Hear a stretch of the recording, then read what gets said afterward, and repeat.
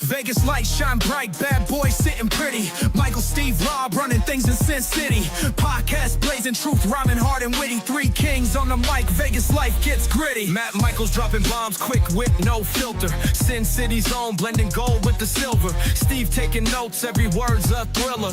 Rob's on the tracks, beats cold like a chiller. Bad Boys a podcast, raw truth they broadcast. Speaking facts so fast, haters coming dead last. Las Vegas legends, three amigos top class. Mic in hand, setting fire, never outclassed.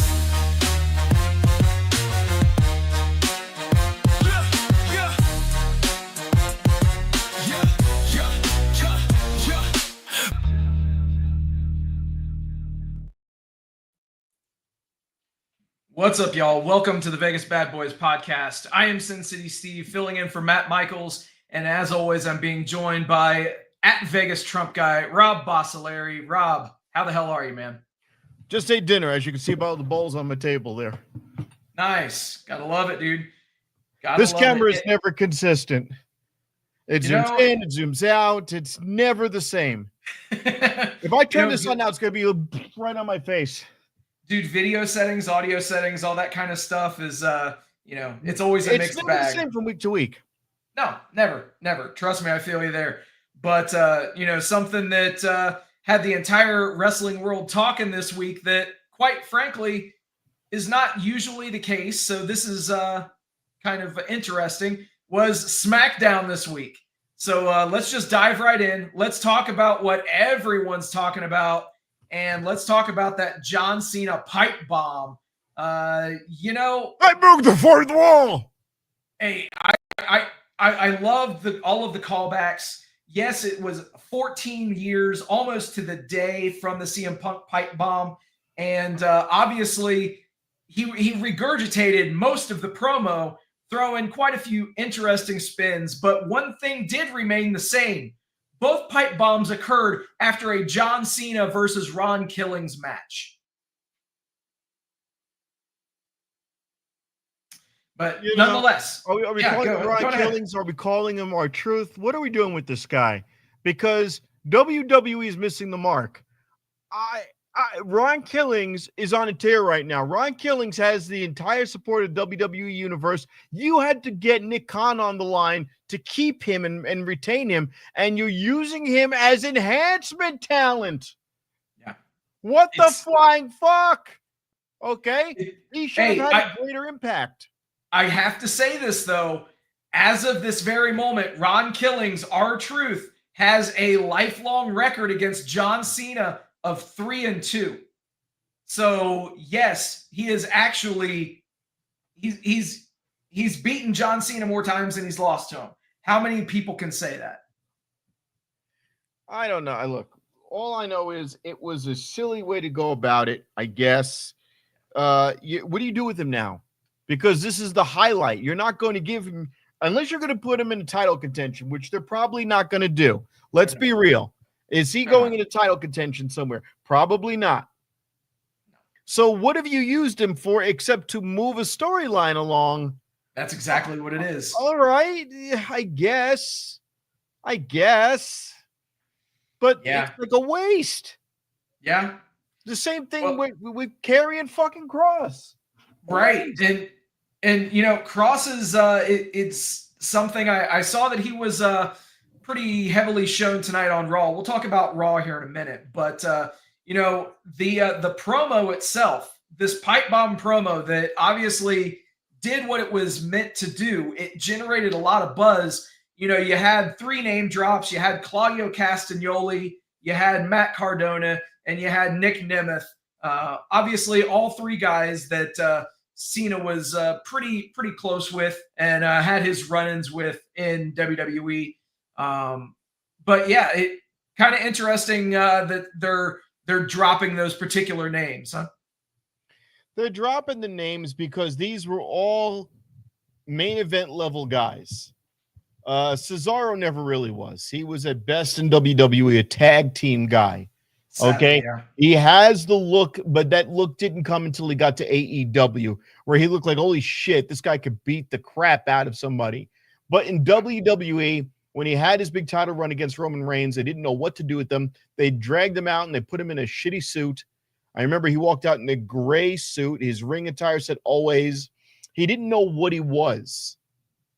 So in AEW, they go, okay, you're going to be basically a heavy. You're going to be a thug. You're going to be a henchman.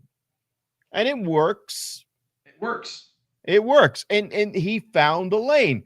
So I'm not going to say that AEW is always bad or WWE is always bad, but things go up and down. And here's my take on all of this. Just because things are going up for AEW and down for WWE, in my opinion, neither one is that over. There is no suspense here. I'm not on the edge of my seat every week like we were a few years ago. Cody Rhodes is in the King of the Ring contention. Yeah. Ooh, And I put the I put the graphics up there as far as what went down on SmackDown.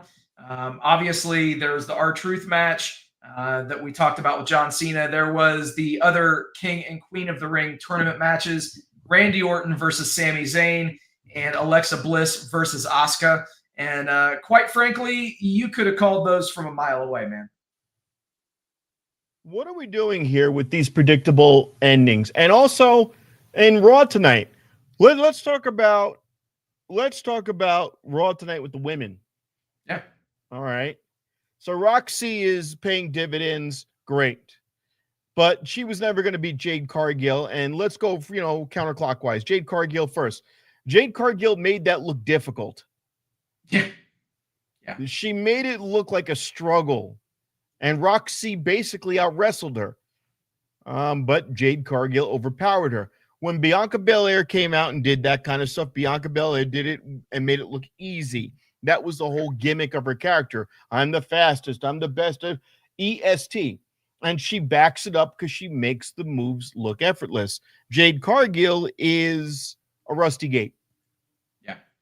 And her squash matches in AEW did not pay off. So Roxy tonight looks fucking amazing on two different fronts. Out wrestling Jade Cargill and then coming to the aid of Roxanne Perez. I mean, coming to her own aid. She came and she aided herself. No, coming to the aid of her newfound member in Judgment Day, her new tag partner.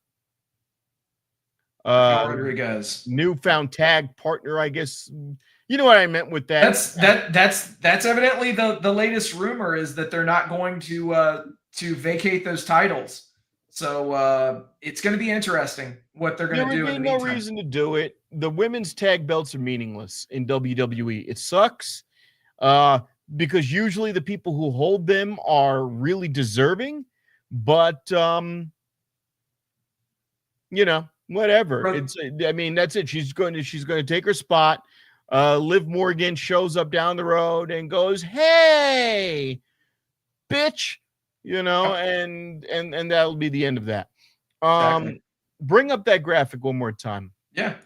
Really quick, I do want to make mention of something. Yeah. The women's tag team titles, it seems like as if those things are fucking snake bitten and cursed, man. Like if you win those titles, nothing good will happen for your career for the next several months. It's really sad. No, absolutely. It's exactly what happens. Think of all of your women's tag belt holders over the year, even women who are charismatic. Yeah. They all go away. Yeah. That's why you had Naomi and now Mercedes Moné going, well, what the fuck? Mm-hmm. These should mean something. We're holding belts, Yeah. And Raquel's sitting there going, she looks like somebody nursing a kid. She's just like, it's such a task. It's an arduous task that she has to carry that championship. I've got these two kids, and I don't know what to do with them. Yeah, that's it's bizarre how WWE treats those belts. It really is. It's when WWE years ago had the Divas belt. I always looked at that as the most fucking patronizing belt ever, a butterfly belt. It really was emblematic of the times as to where these women stand in the company. You were there to fill up 25 minutes every 3 hours. That's the feel you got out of it. Whether and that was, I always used to say, you know, Trish Stratus, oh, she paved the way. No, Mickey James. Mickey James didn't put her head in a bucket of slop. I dare I say, I mean, they both did pave the way. I mean, Trish, but those two will be forever linked. When I think of a person who just did it straight up wrestling, gotcha. Of those two women who just straight up wrestled, what was her big? Well, you know, the funny thing was the other one was banging the boss, and that was the character, and the other one got in trouble because she gave a lesbian kiss. Hello, which one? So now we go forward, and there have been women who could really freaking wrestle. And what, you know, you get Charlotte Flair, Alexa Bliss, Charlotte Flair.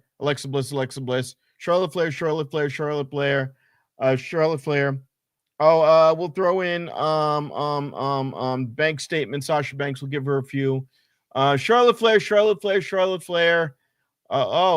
It was Bianca Belair. Okay, Bianca Belair. And sprinkle Asuka in there. You know, yeah. Can she cut a promo? What's her promo?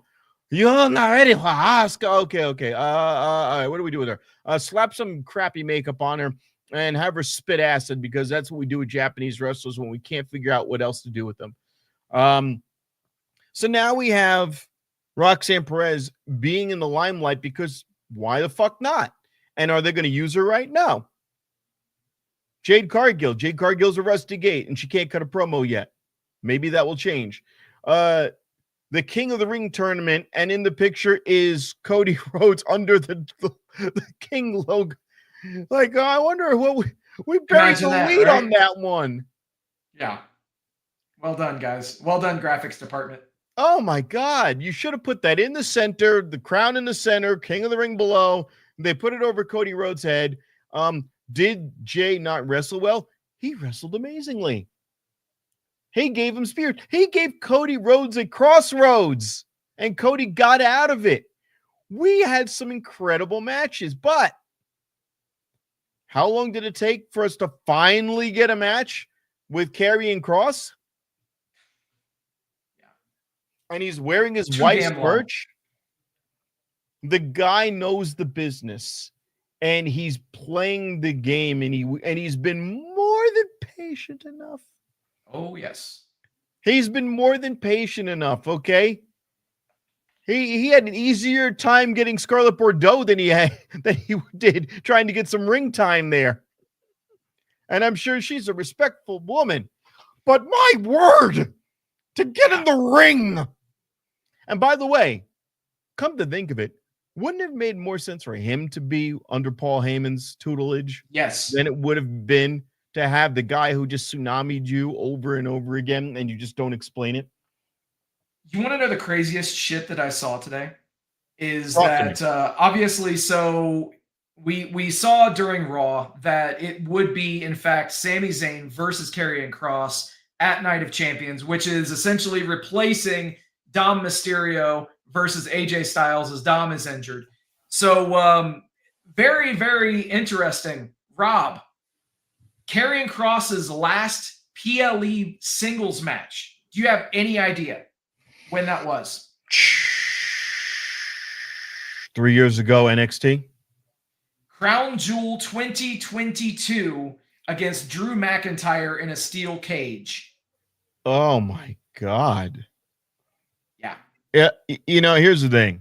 WWE has been generous in letting people go to outside promotions and wrestle, which is how we were able to see him at Future Stars of Wrestling to come out in support of Chris Bay.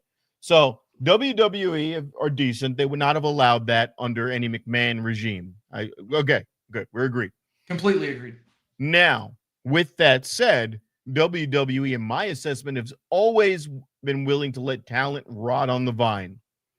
Now, I don't know if it's a matter of well, these guys behind the scenes, they can't seem to have any cohesiveness. They don't seem to maybe behind the scenes they're trying to like wrestle with some guys and practice and figure out who could put on a good long show in the ring, because you can't just talk smack. So maybe behind the scenes they're not gelling with anybody in the ring, because as they say when you're training, which I did briefly, that's your partner in the ring. That is the person that you really got to gel with, is a person you're going to be fighting, because you're putting your life in their hands. So maybe Karrion Kross is not able to find anybody that he can work with in the ring. Just a possibility. That said, again, I'm really stretching here why you have an amazing talent that has been rotting on the vine. Yep. And when he comes out, there's a pop for the guy. Yes. There's a pop for him and Ron Killings. There's a pop for these guys. Ron Killings could sit they could put a bowl in the middle of WWE, and Ron Killings could sit there and read the phone book while taking a shit, and it would be entertaining. Hey, yo! Amigo! Amiga! Arbitra! Bailey! Hey, yo, dog! This is getting a little hard right now. And people would go, oh! Hey, Wade, R-Truth right now is taking a deuce in the ring. And by God, it's the best deuce that everyone's ever given before. Oh, wait a minute. His deuce just got broken up by John Cena. And you would go, okay, all right. R-Truth just took a shit in the ring, man, and people are over. No, they're not using him right. Okay? Give him, make it look like he had a chance to win. Okay? Sure. We've all seen this guy wrestle. Okay? He's good. He can wrestle. Yeah. Well, Rob, what do you know? You're just doing a pot. No, he can wrestle. I've seen what you've all seen. The guy can wrestle. The guy's got moves. He doesn't have to use John Cena's playbook. He didn't use all of John Cena's playbook. He can wrestle. Sell me on the fact that he could beat John Cena. Don't do we don't want him to look bad. We didn't want him to look bad, so we're not going to be responsible for, he's not going to lose to Cena. And then you're going to put him on the back burner for what? What are you going to do? Have him go back talk about little Jimmy? No, I don't think we're ever going to have a conversation concerning little Jimmy again. I think that, that time has come and gone. I think that they are trying to solidify him as a serious character now, after being a comedy act for so long. So, I mean, Here's my thing. What do you do with him now? Because I think he knows what he wants to do. I would want to be in title contention. Absolutely. He started beating up. He beat the dude up from Pretty Deadly on Friday. They said, what are you doing? You can't do that. The kids. You're Black John Cena. You can't be mean. Yeah, you can. Hey, when this is all done, we'll go out and get a drink, buddy. They literally patronized a 53-year-old man who looks like he's 33. Yeah. What? You'll be forgotten. Everyone will know R-Truth. Oh, yeah. I can't even remember who the other guy was in that promo trying to talk him off the ledge, because that's how unimportant it was. All I know is R-Truth is pissed and I'm interested. Absolutely. Okay? Absolutely. All I know is that Karrion Kross is cutting a promo wearing his wife's shirt that's probably selling big time on WWE.com, and you're more than content stopping right there. You got your money out of him. Yep. You know what? Don't buy his shirt then. Fuck him over. Don't, hey, with love and respect, I want you to fail in WWE so you can go somewhere else where you can absolutely succeed, because you deserve it. I even think on AEW they'd find something for you to say or do because you have mic skills, or you could just dominate TNA, which we've seen you do. Yeah, exactly. It's already been done. We've seen you dominate TNA, and then they'll go, oh shit. We don't want to lose him. NXT him. And It's the circle of death. Let you rot on the vine, time and a time. Speaking of something that may or may not have a correlation with a circle of death, WWE Night of Champions takes place in Riyadh, Saudi Arabia, man. Saturday, June 28th. If you could fly in there. At 1 p.m. Eastern. And I mean, the card's set, man. After tonight's Raw, everything is all set. In our main event, we've got John Cena versus CM Punk. We've got our King of the Ring finals with we've got Cody Rhodes versus Randy Orton, who didn't see that one coming from a mile away. And over on the women's side, we've got Asuka versus Jade Cargill. Oh, wait. Wait. Now. Let's can I call this? Absolutely. All right. Give me each of those beautiful pictures again. All right. All right. Yeah, you're winning. That's, you're winning because mini story. Jade Cargill is going to lose, and she's going to get screwed over by Naomi or somebody else because, again, we need to take the heat off of Jade Cargill. We want to alleviate the pressure that she's not quite up to snuff, and the only way to do that is if it's not a clean loss to Asuka. So that's mile away. Cargill will, string together a little combo or two. And then, someone's theme music is hitting. What is going on here? The theme music distraction. Oh, and by the way, all these women, even though it's Saudi Arabia and they have to be fully clothed from the neck down, they're going to look even sluttier than usual. Oh, of course. And it's, I almost think the Saudi dudes, they know what they're doing. They knew exactly what they're doing. It's like, no, we respect the women. Now, wear this gimp outfit, please. Please. Oh, this is respect. It's so fun-fitting. Oh, exactly. It's all right, cool, whatever. It's but I think that obviously, exactly. And keep in mind, they even made allusion to it on Raw with Asuka and Io Sky having their little interaction that they had. So obviously that's going to end up setting up their little match once Asuka eventually wins this Queen of the Ring tournament. Of course. Exactly. I am the best Japanese wrestler. You are not ready for... Then you hear them in real life and they don't sound anything like that. It's so bad. It's so bad. Caricatures assemble. Oh my God. Meanwhile, she's like, I'm going grocery shopping. Like, you ever watch these videos of her in real life? Oh yeah. Does she have a husband? I don't think so. I don't believe All right, Asuka. Now, hold on. Let's full disclosure. Shoot your shot. Okay, this is, I want to tell you something here. Now, you've always been an impressive wrestler, and I talked a lot about Jade Cargill, but I know you're going to beat her. And I'm not saying this because, Jade's married. It's so I've always liked you. And I think we can do more. And I want you to become a guest on our show. And I want to tell you that I think I'm ready for you. Okay, whatever that means. I'll give you an address, the geolocation to my room, and yeah. It's gonna be brilliant. It's gonna be great. And he won't be. There's nothing. Don't worry about that. We won't need any enhancement stuff. No bumps. But if you want to give me a bump, I am ready.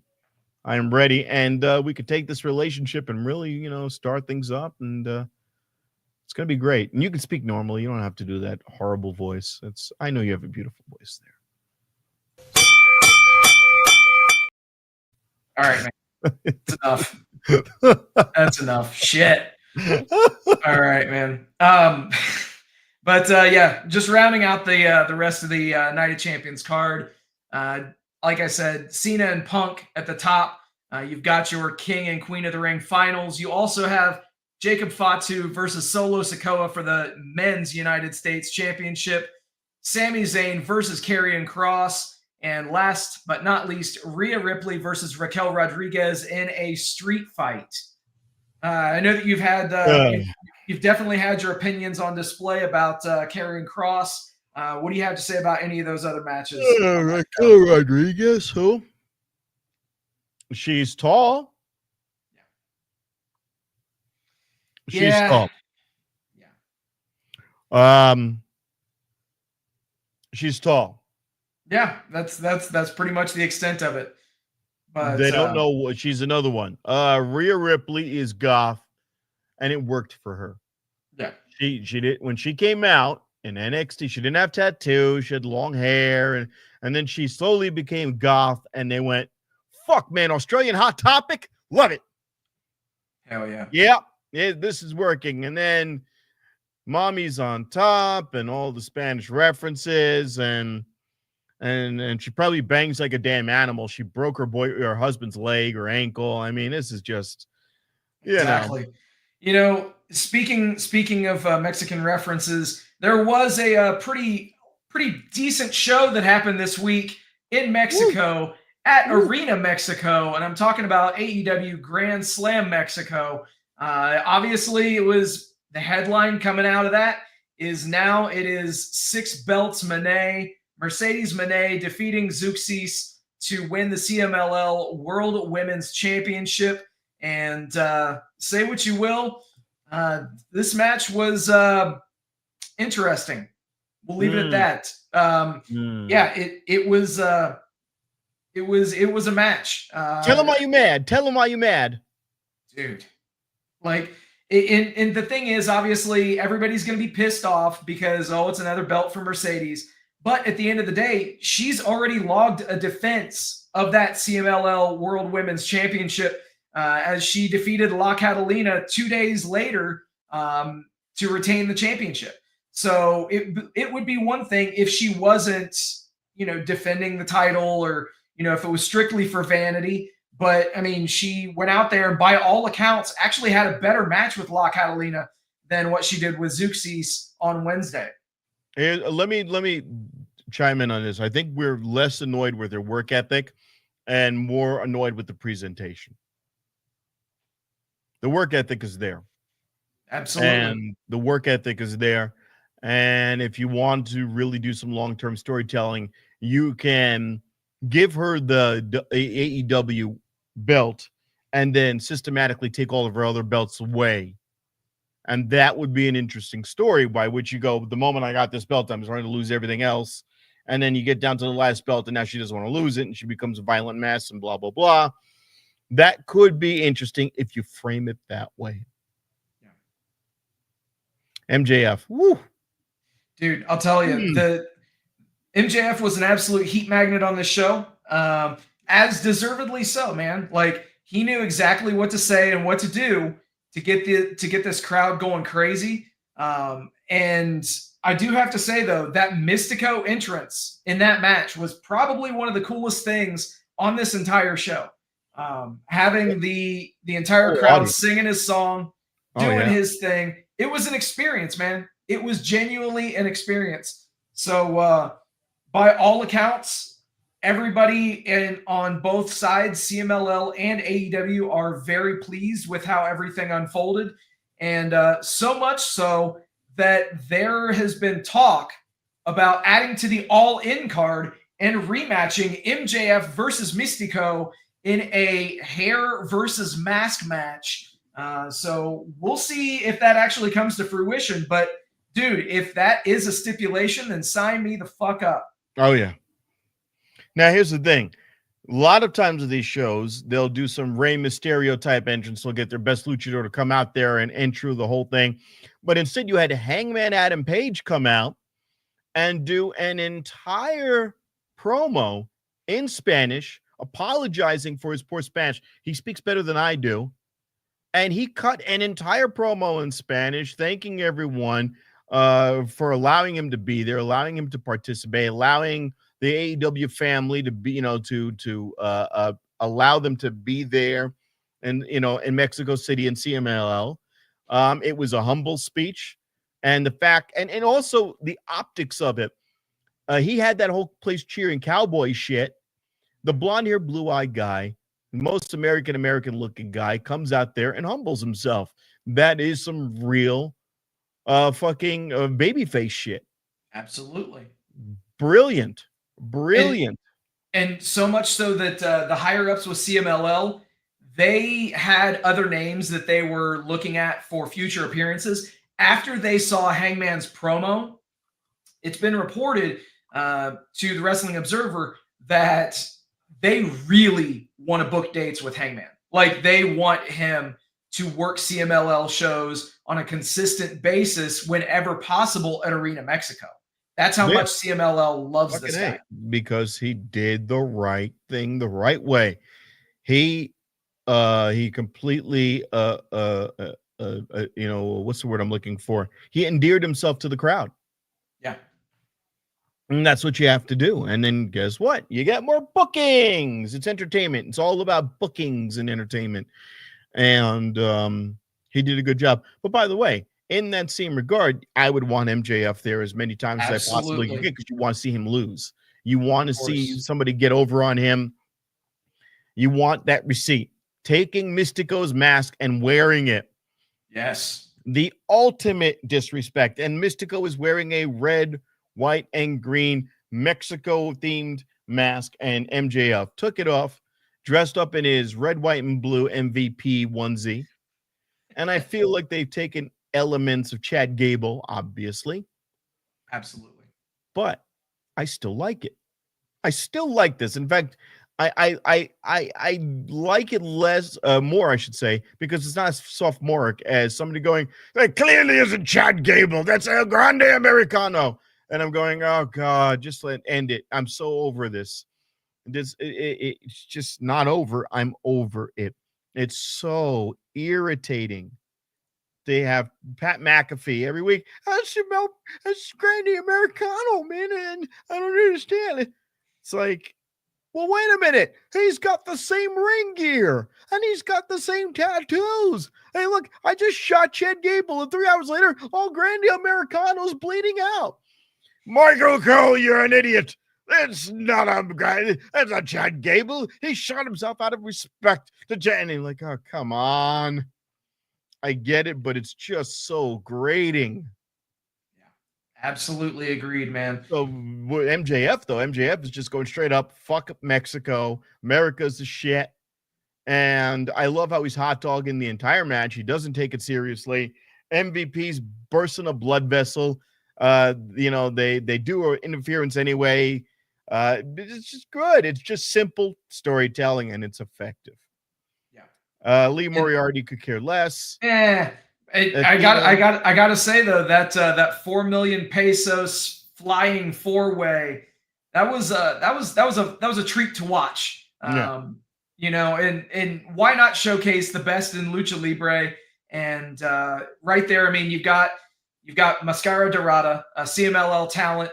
You've got Ricochet, who is an all-world aerial expert. And you've got one of our own here in Vegas. Absolutely, one of our own here in Vegas. You got Hologram, who is AEW's star that they are trying to build, and dare I say, their first ever original character that is unique only to AEW. And then Lio Rush is somebody who, you can like him, you can hate him, but this guy, I mean, he is crisp in the ring, and they all made it work. Hologram continues his undefeated streak, picks up the 4 million pesos and the win. Here's my thing with Hologram. And I haven't looked up on Wiki. What is he Spanish, or is it just some fucking rando who wanted to be a luchador? No, he is he's been around. Okay. Yeah, it is. Because you just said a second ago he's like one of their creations, but then you're saying right. So I mean, Basically, he competed under the name of Aramis before signing with AEW. Mm. And when he came to AEW, incidentally, he was with AAA beforehand, so he was not involved with CMLL. But he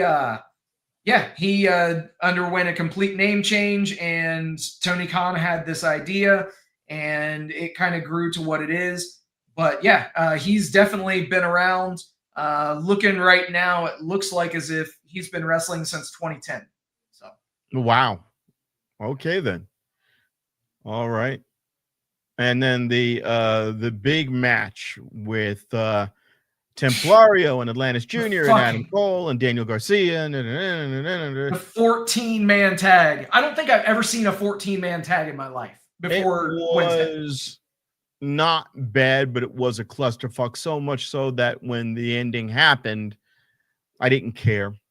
Yeah, exactly. It was very anticlimactic. And you saw I think was it Atlantis Jr. that took the it was the 65-plus-year-old Atlantis Senior that picked up the small package win over Dax Harwood. That was it. That was the one. Yeah. Continuing that storyline. Yeah. And I will say this again. Why was Cash not allowed to be over there? I don't know. Interesting. Yeah. He was right back to it on Saturday though on Collision. So yeah, of course, because he doesn't have any problems whatsoever in the United States in that. No, not at all. None. Yeah. Zero. I again, anything with Stokely Hathaway to me rots quickly. If I see that you're being represented by Stokely Hathaway, that means the good things are not good for you. I've never this is the only promotion I've ever heard of. Maybe I'm wrong, where and you could say, well, Paul Heyman's an example of this, but where they have just a universal floating manager. Right. Like Paul Heyman, he picks who he wants and he ascends and he's part of the story. Stokely Hathaway just shows up like a leech. And it's always comical and slapstick and sticky and him and Smart Mark Sterling. It's like, oh God, what have I done wrong? I guess I'm not over anymore that I need this asshole in my corner. The Young Bucks and the Death Riders. Yeah. Do you find it even interesting in the slightest, by the way, that we've seen a bit of a shift as the Young Bucks are spending more time with the Death Riders lately, and Okada is evidently not a member of the Elite, as he is now a member of the Don Callis family. So wait a minute. They silently formally said that. They even this week they said, "Oh, is he a member of the Don Callis family? I mean, he's aligned with them, but that's another one." If nothing else, if you put Callis with him up until All In, then if they make a move to get him out of that stable or whatever, because obviously Omega is going to win that championship. So we'll see. But I don't even know, because they did a best of 3 in Japan. So this is kind of like they established the provenance of the match. They established the history and the legacy. And when I go, well, there's a 4 now. Well, you already had a third match. So, and I don't like the name of the belt, but whatever. With the Don Callis family involved, how do you square this one? Because it's not going to be a clean win by any length of the imagination. It's going to be interference galore with the Don Callis family. Of course. And here's my thing. Why would the elites, the EVPs, be happy with this? Because you have if the Young Bucks are heel still, which they are, and they're the EVPs, which they are, this would be the opportunity for them to screw Okada over and join Kenny Omega and go, hey, we've seen the error of our way. We're the elite and fuck this guy. But unlikely. Yeah, I don't see that happening. Very unlikely. So here's my thing. What are the Young Bucks doing right now? Because you still have them in matches, which is still, if you're worried about preserving them, you're still having them wrestle, but they're rudderless now. They're just heels for the sake of being heels. Well, I think that we've gotten, all but official announcement of the match. It is going to be the Young Bucks versus Swerve and Will Ospreay at All In. So, I mean, if nothing else, I know I see you shaking your head and shrugging and stuff. I get that.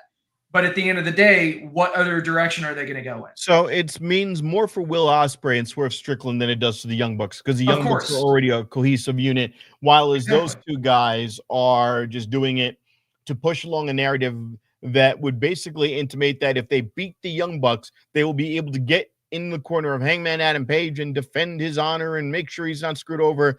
But the numbers are still, let's say you did that storyline.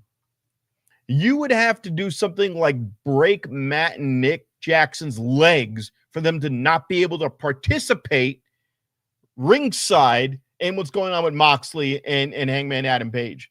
So it doesn't make sense. This is like, WrestleMania 39. I think we're going to see a shitload. I think we're going to see a shitload of interference. Remember WrestleMania 39. Solo Sikoa was ejected. You go, okay, he's ejected. Cody wins. Then what does he do? He just runs right back around, because honestly speaking, an ejection doesn't mean shit. It never did. Yeah. Right. So you're just going to have a clusterfuck of people running around the ring. You might as well just play the final countdown during the entire match, because it's going to be Stadium Stampede quality with a world heavyweight match. And so I agree. And here's what I want. I want that briefcase to open up and nothing be in there. I think that's what's going to happen. I want Moxley to just put his hand in to go reach for it and then pull out a fuck you. Yeah. And I think something that definitely needs to be mentioned is we did see a bit of proof. I'll just pull up this graphic one more time, just because down here at the bottom right-hand corner, I did mention last week, Lee Moriarty, Blue Panther. That match seems inconsequential up front, but during that match, or should I say the post-match at ROH Global Wars, we did see, or rather we did hear the final countdown, and we did see Bryan Danielson make an appearance in Arena Mexico. So it would not surprise me in the slightest if we didn't get just overbooking Central in this main event match at All In. You've got the Death Riders that are going to get involved. You've got the Young Bucks that are going to get involved. So who else is going to need to get involved? Well, it would not surprise me whatsoever if you have Bryan Danielson make an appearance to neutralize maybe Wheeler Yuta or somebody in the Death Riders, just to get his comeuppance and to kind of get his get back. And then realistically, it would not surprise me if we don't get a returning Darby Allin being the one that actually acts as the catalyst for that championship change and gets Hangman Page that title. That would not surprise me in the slightest if we don't get a Darby Allin. Here's the thing. I've said this before. Hangman Page wins, I don't care. Right. The chase was too goddamn long, and the chase did not involve one person. It involved a stream of people. What made Cody's run special was Cody was battling his way back. So it was like a it was cinematic. The hero is battling his way through all these other people to get to Roman Reigns, to get his victory, to finish his story. This is just throwing a ton of people against the wall to see what sticks. Yep. And what they always do in wrestling is, and they did this in WWE tonight, they'll throw out the names of wrestlers. Well, what do you think about Hangman Adam Page? What do you think about this guy and that guy? And then what did you think about what is the one they do tonight on specifically in WWE? Goldberg's return. And the crowd cheers and they boo, and they cheer and they boo. And behind stage, Triple H probably going, all right, they don't like him, they like this guy, they don't like this guy. And sometimes they follow it and sometimes they don't. But there's no hero in AEW. As great as he did, Hangman Adam Page, and he's doing good, he's not super over. And the most over champion they ever had was MJF. when they said, I'm not just a scumbag, I'm your scumbag. And when he had the entire, county, Nassau County, Long Island, cut promos for him. He was probably the most over I've ever seen anyone in AEW. Maybe Moxley when he went up against Jericho, shortly after, Jericho was, champion, and they invited Moxley and stabbed him in the eye. Moxley was over for a while. Eddie Kingston, but he was never in the main belt contention, really. But those are like the baby faces, and Cody Rhodes. And again, but a lot of these guys, they graze the edge of it. And that's the problem. Am I going to be happy with Hangman Adam Page long term? I'm not. I don't see any payoff for him. Who fights him next? Is it somebody else from from the Death Riders? And what about all these other Death Riders? They're not using them.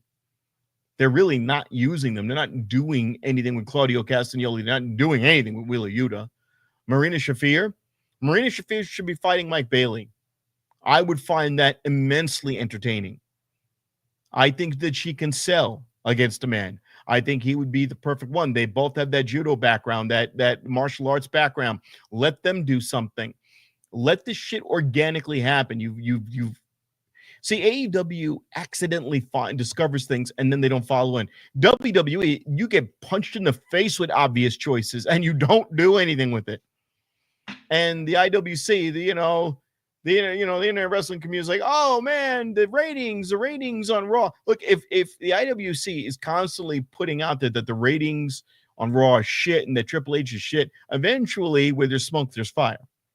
Yep. Matt Michaels would say, you guys are just marks. Eventually, you're going to go, oh, this is a problem. Because what I've saw tonight was boring. When we have Lyra Valkyria interrupt a match and throw fists to get Bailey's match thrown out, you're like, wait a minute. They even told her, hey, stop. The ref's like, stop. You're gonna fuck Bailey over. Stop. And then the way they did it was back and forth. Then she just, for no reason, runs into the middle of the ring and starts punching the shit out of fucking Becky Lynch. And I'm like, wait a minute. I could see if Becky Lynch gave her a hot punch, right? And then she immediately gives her a receipt. No, there was like this bizarro delayed reaction, and it was just the most shitty storytelling. And now we know what it's going to be, a triple threat. Yep, of course. And it's going to be a triple threat because we're trying to find a way to bring Lyra Valkyria into the fold and make her more interesting. Yep. And she still sounds and comes off like a whiny little sister. Sorry. Absolutely. And, we talked about people that might be showing back up. I'm going to throw the graphic up from Collision, not because there was a whole lot that was newsworthy on it. However, the 8-woman tag was all right. The Timeless Tony Storm promo of her standing out there looking like Carmen Sandiego was pretty funny. Mm-hmm. And not to mention, she dropped an F-bomb. Gotta love that. The real noteworthy and newsworthy thing coming out of Collision was the return of Kota Ibushi, completely unannounced, in front of 1,800 people in Kent, Washington. And I'll be real, the last time that we saw Kota Ibushi, it was not in his best interest to be out there. Fortunately, this time he looks much healthier. He looks like as if he's I don't want to say taking this seriously, but he definitely looks the part, and that is who they're going to essentially be substituting for Kenny Omega in the coming weeks, because I think that they're going to have him sell this diverticulitis injury or re-aggravation up until, I'd say, probably that would be Wednesday the 9th, the last Wednesday before All In. I could see them having him return that day on the Go Home Dynamite just to kind of sell the show.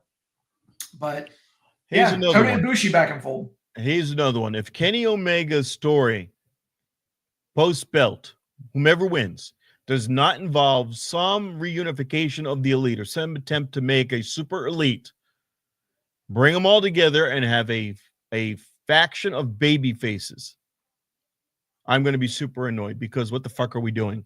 You're going to have Don Callis family, the Rough Riders, the Outriders, the Butt Riders, or whatever the Death Riders. What the fuck kind of? We need to think of a name. We can't use Blackpool Combat Club because that fucker went back to WWE. What do we got? I don't know. The Death Riders. What does that mean? They ride into death. Well, that means they lose a lot. No. They ride into the death that they are causing. Well, how do you ride into your own death? Just fucking go with it, okay? Okay, here, look here, Tony, here. Is it Coke or is it baby powder? Hey, come on, find out. Hey, Death Riders. You know? Right. Exactly. And I do want to kind of pivot with, we talked about Kota Ibushi just now. Let's talk about somebody who's not going to be returning for a fair amount of time. Unfortunately, that would be Buddy Matthews, who injured his ankle at Grand Slam Australia earlier this year, saying the ankle is not recovering as well as I thought it would be. There's no mobility to it. If I can't have mobility, I can't move properly. Once it hits 3 months without healing, it becomes chronic. I think I'd be back in the ring in April. And, well, we're talking about the end of June, and he ain't back. So, not good news there for Buddy Matthews. You know what? I think now is as good as time as ever to get rid of the Hounds of Hell. Get rid of them. Okay, Julia Hart can be dark on her own and just put her in a tag with Sky Blue and leave it that alone. And then the other one, they're going to bark for him anyways. Brody King, throw him in matches here and there. For a dark goth, big fucking hulking guy to be such a baby face. It's so weird. Let's see where the cards land and have him be the new Butcher. He clearly is the new Butcher. Have him show up and just be a jobber, which is basically what he is now anyway. Unfortunately, they did everything they could with those guys. They did everything they could with them, and even when they were on top, I did not care because their story was boring. To have angst and to be angry doesn't get you very far. And right now, what are they doing with Aleister Black? The exact same bullshit they did with him in AEW. He is an afterthought. He has a cool entrance. He has the sickest entrance. He had a sick entrance in AEW. He has a sick entrance in WWE. And then he gets bumped for R-Truth. He gets bumped for something else. What does that even tell you? The guy that I was bitching about earlier for being like taken lightly was the guy who bumped you. Mm-hmm. Yeah. It's crazy, man. You would think that the grass is greener on the other side, but we're quickly finding out that it's not. And that goes both ways too. Yeah. Remember when he left? Aleister Black was under an NXT contract, which is how he was able to get to AEW in a month. But his last thing was he was torturing Big E. He was going after Big E, and he was doing weird shit with the lights, and everything was phasing out, and he was feuding with Big E, and they fired him. And it was just abrupt, and it made no damn sense. WWE does this shit all the time. Now, if I wanted to see some fucking dark gothic shit, there's another person that you can have in the corner of Karrion Kross or Seth Rollins. Another guy when we're talking about, I mean, remember when Seth Rollins was the Messiah, right? And he had Buddy Matthews. Yep. Yeah, exactly. Yeah, and that's the other thing. I just don't like his name. He's got some goofy fucking game show host name for such a dark guy who always plays these messianic roles. Buddy. And yeah, buddy. Oh, I'm sorry. Didn't mean to use your real name, Brev. Oh, sorry, Brev. Oh, that was funny. But that's the thing. It's like you're an interchangeable guy.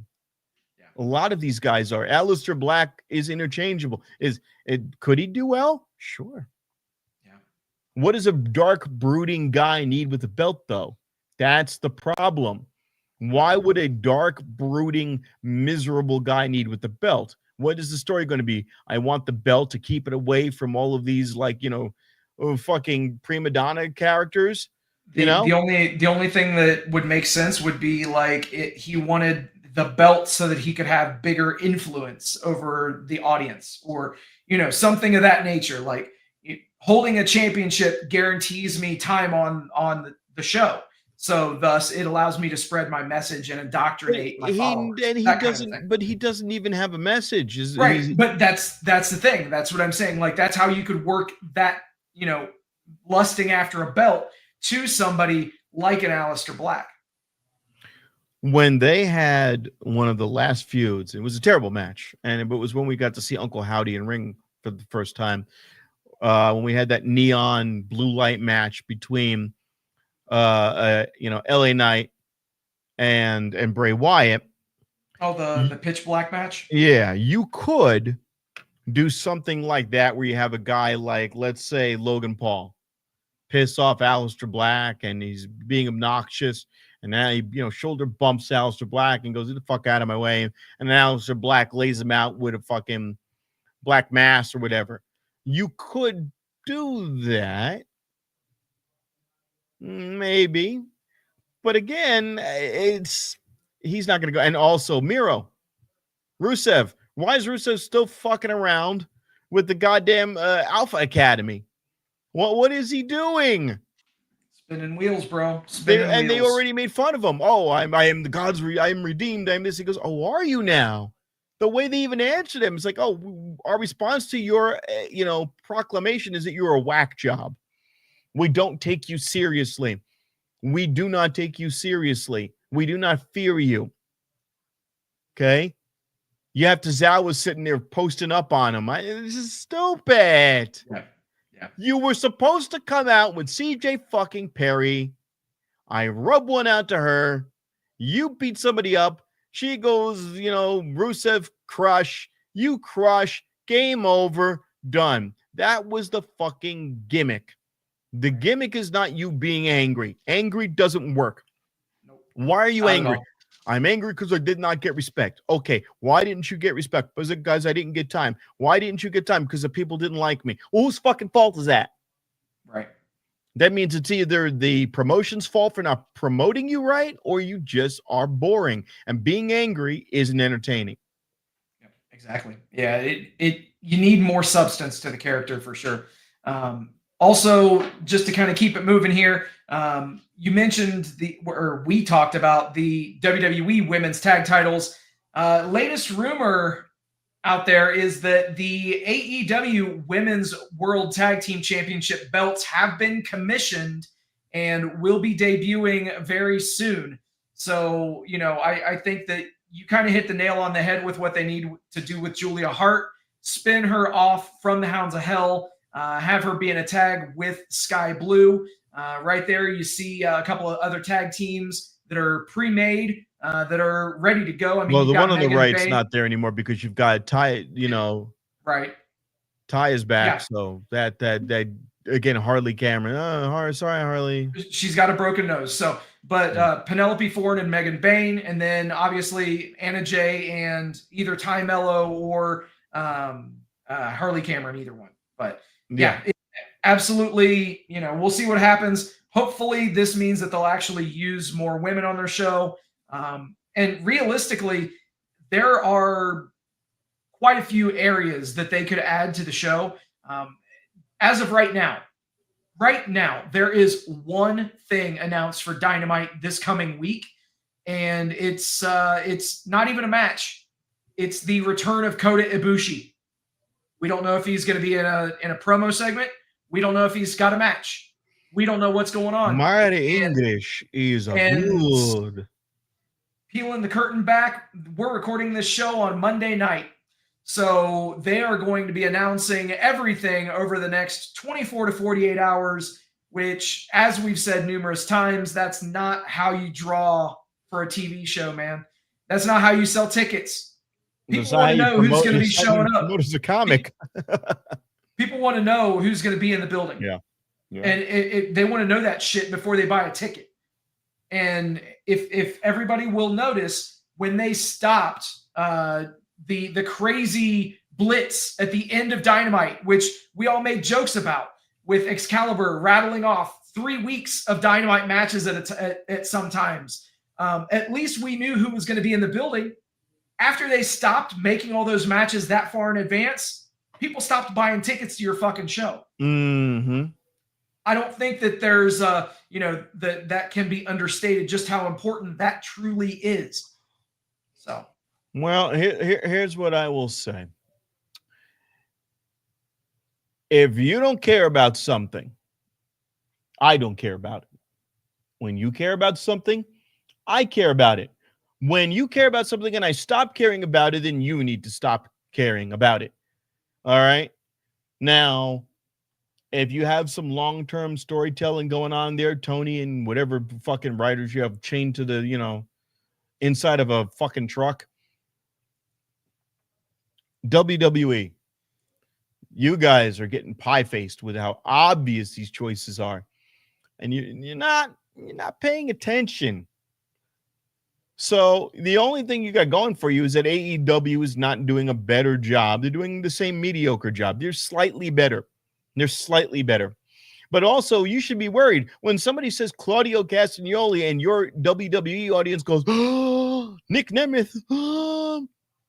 Uh-oh. That means they're watching the competition. Well, how did that happen? Because you're watching Nick Nemeth because he's on TNA.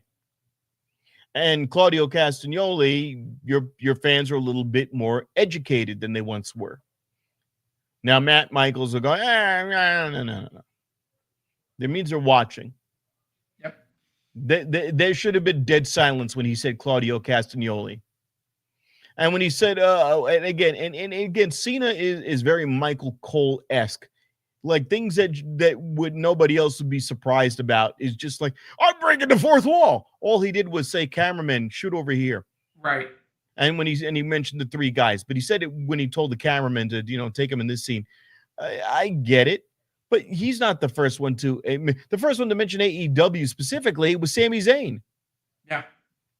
And Kurt Angle before that said, hey guys, I got no jobs for you on Raw. Maybe you guys could go get a job with TNA. I hear they're hiring. So again, Cena, it's like, yeah, it's a pipe bomb, but it wasn't like he was so happy with himself that he dropped their real names. It's okay. And did speaking of that, since we got a full circle moment, did you hear the conspiracy theory behind that promo? What is it? That the IWC hatched that he mentioned Claudio Castagnoli, CC, who also incidentally has the same initials as Colt Cabana. And then he name dropped Nick Nemeth and Matt Cardona. Nick Jackson, Matt Jackson, the Young Bucks. What the fuck? Come on. Jesus Christ.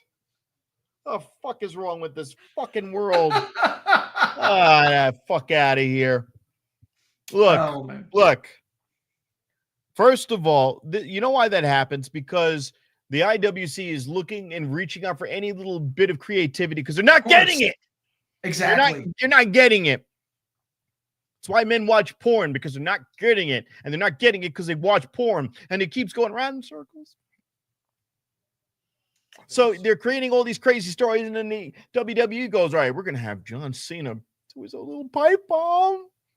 And we're just like craving anything out of the ordinary. They were like, this is amazing.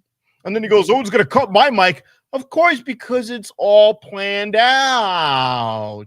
Yep. It's planned out. That's why nobody's cutting your mic, asshole. Exactly.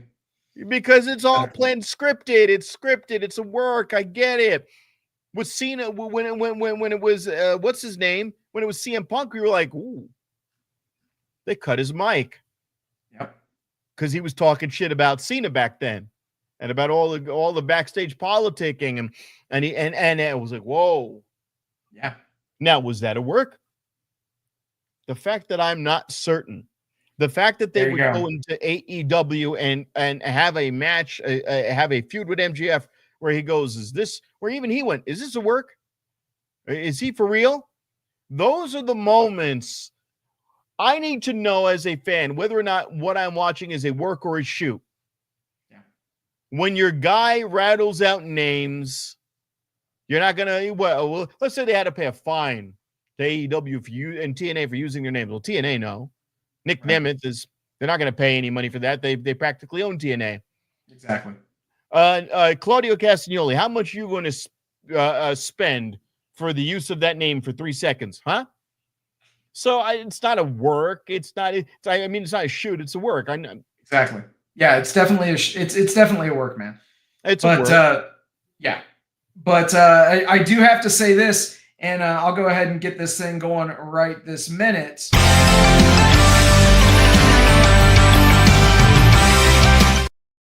All right, so the over-under for... Not bad, look at the gym today.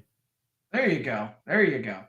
Your over-under for AEW is when these AEW women's tag team titles make their appearance, I give it 6 months before they become completely and utterly meaningless. And that's being extremely generous on my end. But realistically, it'll probably be 3 months. But yeah, 6 months to mediocrity for a brand new championship.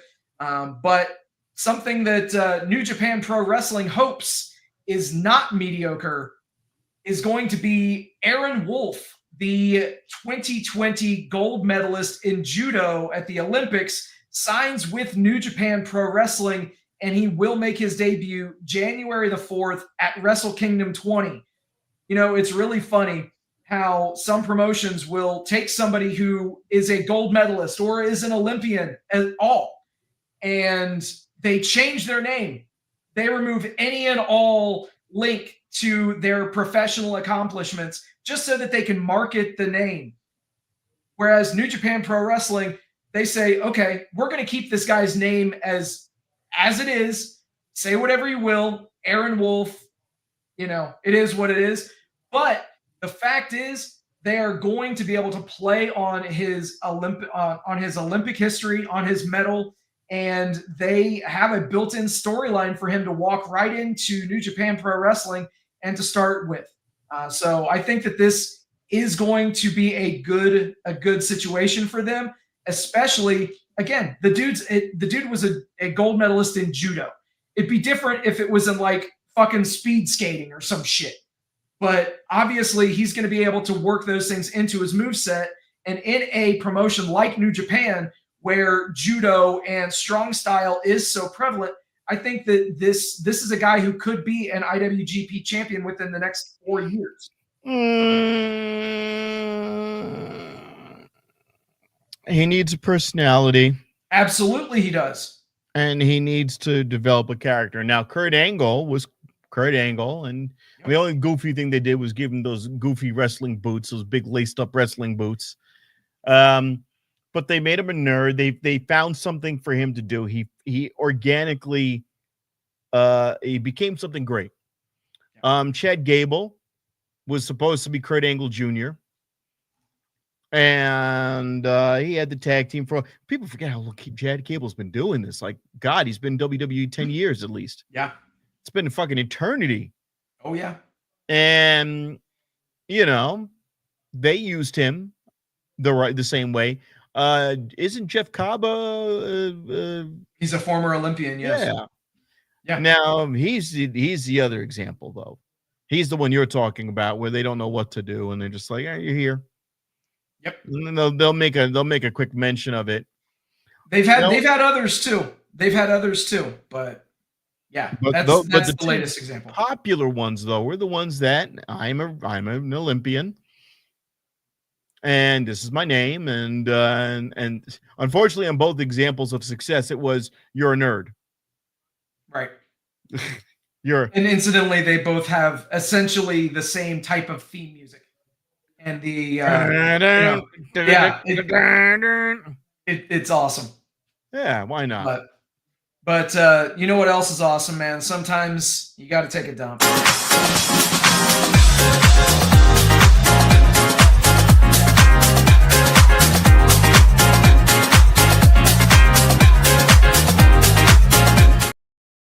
All right, and getting us started is Wardlow. There's somebody you haven't seen in a while. He's been filming American Gladiators and doing stuff with that. Before that, he was injured. Before that, he was locked in someone's basement somewhere. But he tweets out to James Gunn, if you need a Bane and Dave Bautista is busy, I'm your guy. Dude, get that guy a Bane mask. get him featured. He looks like he could do some serious work in comic book movies, man. I would like to see somebody like him. He could have done. He could be Black Adam because fucking Dwayne Johnson, a fucking caramel complexion, bald Black Adam. What the fuck was that shit? Coconut Adam. What the fuck was with Coconut Adam? No idea, man. Son of a. No idea. But here we have a fan on the left and Seth Rollins on the right at a at Fanatics Fest. Oh, look how pissed he looks. So pissed. He looks so fucking angry. Oh my god! Obviously, that's Seth on the left and the fan on the right. But it took me a second, to be honest. Takes you a second. Oh, it's so brilliant. Oh, guy, he looks so disgusted. Elsewhere, we've got Canelo Alvarez talking about possibly seeing him at some point in WWE. No, so, one of the hottest and most prestigious boxers in recent history. What do you think, man? Maybe get in there with Logan Paul? It never works. They've done boxing before. I can't remember the names during the Attitude Era, but they've done this before. It doesn't fucking work. They don't connect. They have no mic skills. They're not going to be able to be fucking Ronda Rousey. I mean, come on. Let me do a bunch of shitty moves and then a hip toss. Yeah. Speaking of hip tosses, Nixon Newell, a.k.a. Tegan Knox, has launched an OnlyFans account. So for all you gooners out there, yep, I know you probably already have it bookmarked, but that will be available within the next week or so. How many loads are going to be blown? I don't know, man. You tell me. Billions and billions and billions of loads. So many loads. Hang on. Don't do it for free.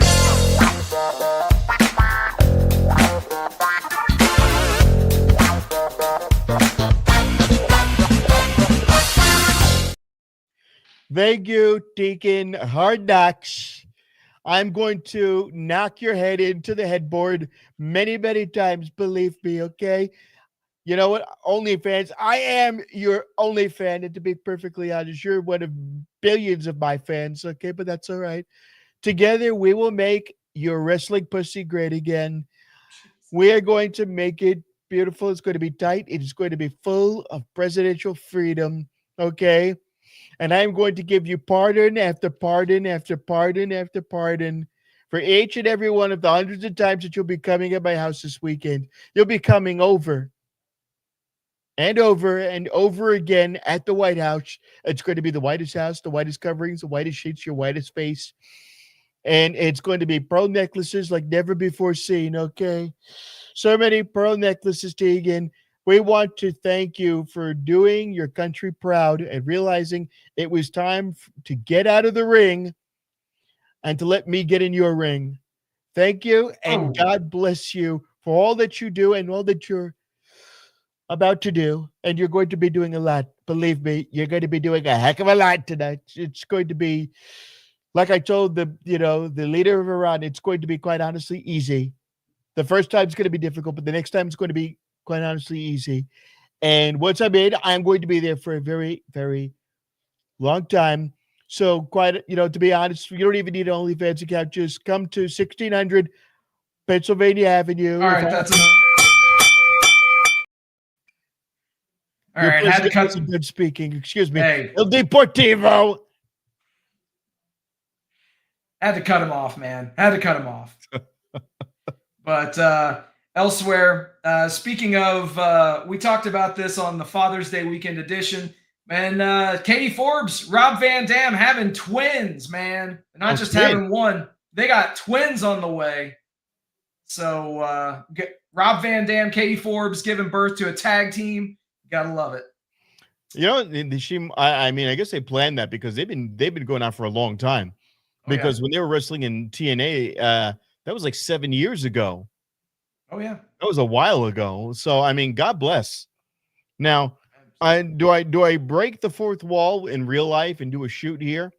There's been some grumblings from a guest that we had, Tyler, Texas, that they might want to speak with our cast and crew here and do something to pay tribute to Sabu again, possibly. Stay tuned for that. I'm throwing that out there. There was some interest. If any of you got to see our Tyler, Texas episode that me and Matt did a few weeks ago, she called me up at about 2 a.m. and I went, yeah, I'm not answering this one. And then she goes, why didn't she come over? I was with Rob Van Dam. And I was like, of course. The one time I used better judgment. So don't know if that was real or not, but I will extend the offer, should you be watching, that we would love to have you. You can meet at any one of our locations, and we will be happy to have you. And probably by the time we set this up, we'll have Michael's back too. And Rob, I know you and Matt know each other well. So on behalf of the Vegas Bad Boys of Podcasting, we welcome you. Please come back. And Tyler, keep your clothes on. Because you see, Tegan Knox is already the official mascot right now. Okay? Exactly. And she's going to get knoxed. Believe me, she's going to get Tegan knoxed up. Okay? You know, moving on, we've got Photo Recreations. We got Dom and Trish. Dude, I'm telling you what, Dom Mysterio is just living the life in all aspects, bro. All aspects. Damn. Like now and then, it doesn't matter. No, not at all, dude. God. Not at all. And yeah, man, it's crazy. But something that definitely does is Nick Nemeth, somebody we just got done talking about, saying it's like smelling a smell that takes you back 30 years to the playground at recess. Then 30 seconds later, you remember the other 7 hours of the school day. Talking about Goldberg's return and what's on tap for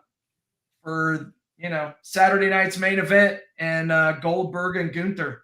But they buried the lead. They said this is his last match. Yeah. They buried the lead. Ride. Yeah, he even said it. He goes, hey guys, so I tried to tell you I got to interview Goldberg, and he told me, well, this is going to be his last match. But wait a minute, what if he wins? He said, well, then that will be interesting. All right. Thanks for giving that away. Yeah. Thanks, guys. This is again. Now, let me be real here. It's not that I necessarily dislike Michael Cole. It's that they make me want to dislike him for reading such obvious dreck as that. You know, there was a plane crash in San Francisco about 10 years ago, and it was a Chinese Airlines. And the reporters at local San Francisco news said, and the pilots were Sum Ting Wong, ouch, bang, boom, and they were really reading really racist names. And you went, wow, you would have to be an idiot to read that. Half the time when Michael Cole speaks, I'm thinking to myself, you would have to be an idiot to read that or say that and just blurt out the obvious. But also, I mean, you're making a going away shirt, and everybody else, when they leave, they get like a year. This motherfucker just shows up one day and goes, "This is it." What? How one match, man? Dude, and the thing is, WWE could actually be the one last match circuit for quite a few people, man. Because obviously we got Goldberg. Also, our last piece from the social media dump is Stone Cold evidently told multiple people during Mania weekend he might have one more in him. Rob, you want to see Stone Cold go out in Mania? Because we saw him fight Kevin Owens, right? Yep. It was just like 3 stunners and a beer fest. Of course. Do you really need anything else from Steve Austin, though, honestly, at this stage of the game? No, but here's why I don't want it. Unfortunately, Steve Austin, it doesn't hit the same way unless you've got Jim Ross screaming at the top of his lungs to his tonsils explode out, Stone Cold, over and over again. Remember when Stone Cold came back after injury and he shows up to whip Triple H's ass and fucking Jim Ross jumps out of his chair. He can't contain himself. That's when their boots were on the upper left. Oh, let me see where my camera's at. Right for left, right. And he's up there, and King is trying to pull him back in the chair. He's going, Stone Cold! Stone Cold! Oh, God! Stone Cold! And I'm going, that and, oh, my God! That's the kind of shit that's missing from wrestling to this day. There is not a single fucking announcer worth his salt that is emotionally invested in the match, except once in a blue moon, Michael Cole will have a something go off in his head, and he'll have a brief moment when he was calling the Pat McAfee Gunther match. There was windows where we could actually see him trying, and that day his commentary skills grew 3 sizes. It's rare, but I need that. Every WWE production now ends with executive producer Paul Levesque, and it's quiet and it's soft and it's 2 men embracing each other, staring at each other like some gay Red Shoes Diary. It looks like the moments before the softcore porn is supposed to begin, except it's 2 dudes already greased up and sweaty, and they're about to embrace. Jey Uso makes eye contact with Cody Rhodes. It's East meets West. It's the Pacific versus the Atlantic. The rising tides of their desire and lust. He had to beat him in combat, but the combat only deepened their bond and admiration for one another, and that admiration has changed. Executive producer Paul Levesque. Yeah. That is the end of every fucking WWE show now. It used to be, by God, we had it in a hellacious night. Thank you all for watching, and good night. Oh, and I'm going, oh, God. Oh, God. Oh, what the fuck just happened? Oh, wait a minute. Hold on. And then you took your VCR and you went, King! Oh, God. And it's 2 guys who were basically blowing loads, like nonstop blowing loads. Okay, think of every like shitty 90s porno you've ever seen where the guy is just screaming way too loud. Okay, oh, you're dropping loads. Ah! That was what Attitude Era was. You could put any of these guys in now and go, oh, the Attitude Era, the wrestlers are better. No. Put a fully loaded Jim Ross there right now. Can somebody get Mike Tenay out of retirement? Let me come on. Who was the guy who screamed, oh my God? Who was that? Joey Styles. Come on. I need to be excited. And if you're not excited, okay, who is the best guy they have on AEW now? Quick. I mean, realistically, probably Ian Riccaboni, to be honest. Yes. But Ian Riccaboni is the clean guy. Ian Riccaboni is the voice, and he's good. They don't use him enough, but they're starting to now. They're seeing less Shivani, more Riccaboni. Yes, I want to make that a shirt, and it's happening, and it's good. But who was good? Who was the guy who was giving me that energy? And they used him for a while. No. They used him for a while. He didn't know the moves, and they called him out on it. Jericho. Jericho was being used. I don't know how much longer Chris is under contract. So I don't know if that's going to be a thing.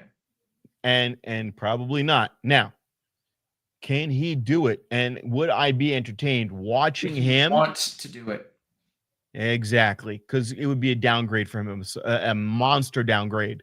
Yeah, exactly. But when he was calling matches and they had William Regal, this is when they just started with the Blackpool Combat Club, and he goes, oh, that was an incredible lariat. And he goes, that wasn't a lariat. A lariat isn't performed that way. You should know this. And I was like, but he was still energetic as all hell. And by the way, where is 2.0? They came back, and you had Mailbox Head, who was, you had him calling matches too, and he was good. Hey there. You know what really gets Daddy Magic's nipples hard? But he can call matches. They have the talent. They have the people. Exactly. WWE, who's the best? Nobody. Realistically, Corey Graves is the best announcer WWE has. Corey Graves was and on he's tonight. the fill-in. Corey Graves was on tonight. And remember when Cole said he was the heir apparent? Corey Graves is sharp. Yeah.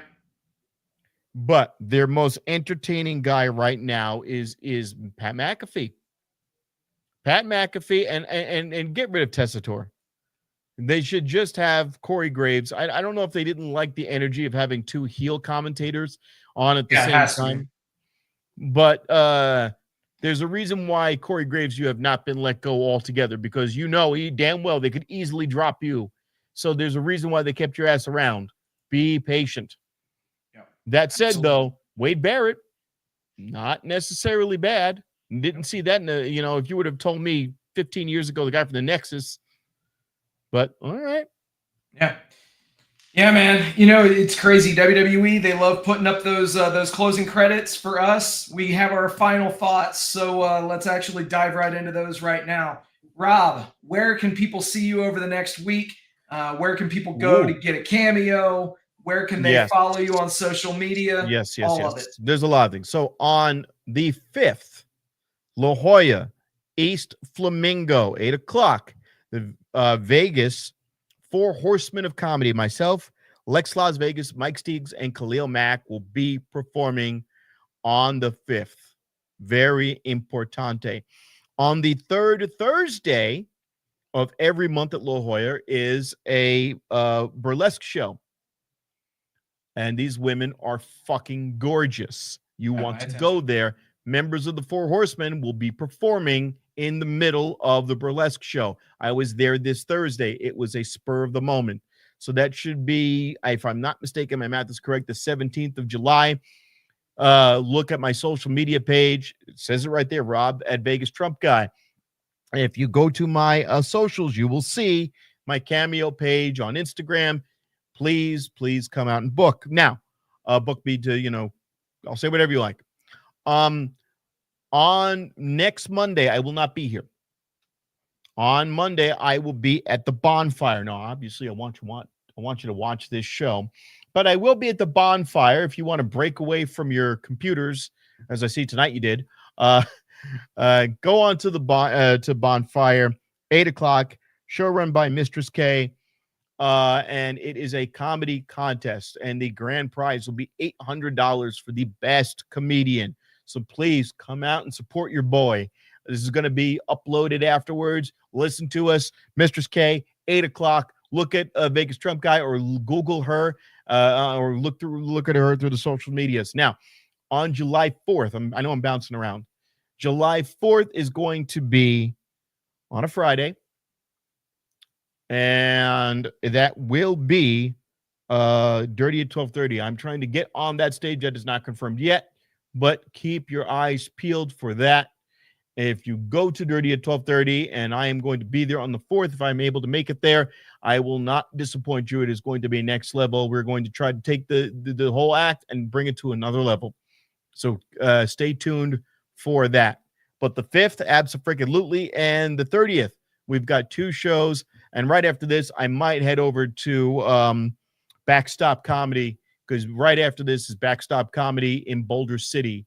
Not Colorado, but Boulder City, Nevada, adjacent to Las Vegas and Henderson. That's right. Hell yeah.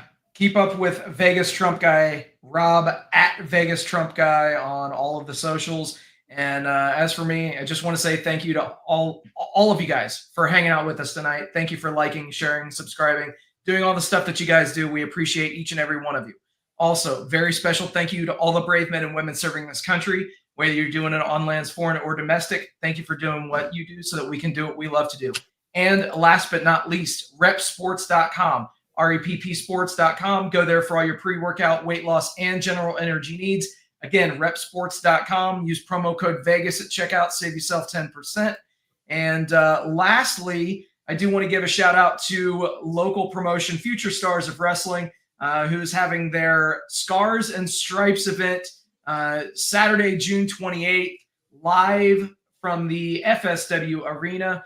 Do not miss that. brand new world champion, FSW heavyweight champion Gregory Sharp will be giving a state of the FSW address.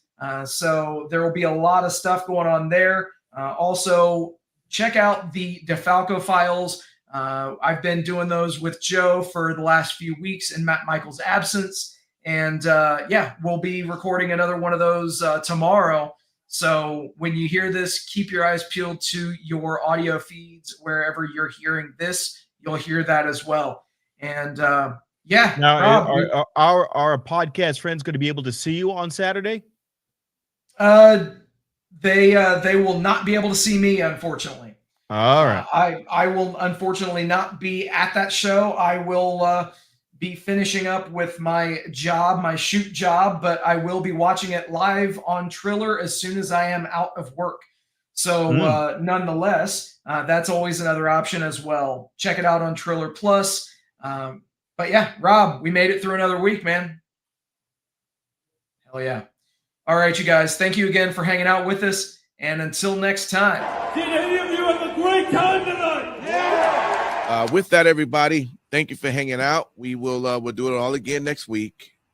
Till then, happy wrestling. Rolling up the strip under neon lights. Podcast mics glowing in the desert nights. Matt Michaels leading with the swagger tight. Sin City Steve right by your side. Alright. Rob Larry dropping truths, no fear. Broadcasting stories, make it loud and clear. From the Fremont edges to the Bellagio sphere. These bad boys rule, let me make that clear. Vegas bad boys, tearing up the scene. To Matt Michaels and the Vegas Boys of Podcasting, this is John Cena saying thank you so much.